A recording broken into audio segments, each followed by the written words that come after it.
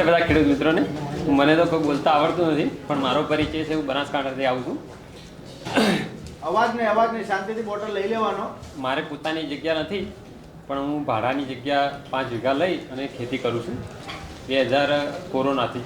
એટલે આમાં આવવાનું એક મુખ્ય કારણ છે કે મારા ફાધરની હાઇટ વધારે છે અને એને ઢીંચણમાં પ્રોબ્લેમ હતો. એટલે પેલા શું કહેવાય, ઢીંચણ નખાવા ગયા, ડૉક્ટર 2.5 લાખ રૂપિયા કીધા. અમારી જોડે પૈસા હતા નહીં, એટલે પછી અમે રાજીવ દીક્ષિતજીને સાંભળ્યા અને એ પ્રમાણે અમે ફોલો કર્યો.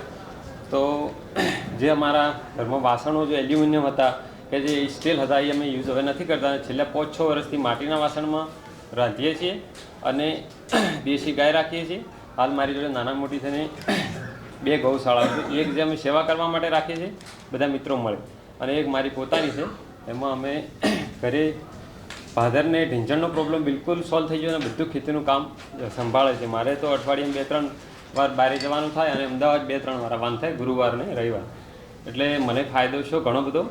અને અમારા સર્કલમાં જે છે એ લોકોને અમે એલ્યુમિનિયમ વાસણો બધાને બંધ કરાવરાયા અને માટીના વાસણ ઉપયોગ કરવાનો બધાને આગ્રહ કરીએ છીએ. અને ઘણો બધો અમને ફાયદો છે કે જીવનશૈલી અમારી સવારે ઉઠી જવું અને રાત્રે જલ્દી સૂઈ જવું, આવા બધું અમે કરીએ છીએ. મને તો વધારે બોલતા આવડતું નથી, તો ભૂલ ચૂક માફ કરી. જય ગો માતા. 40 રૂપિયા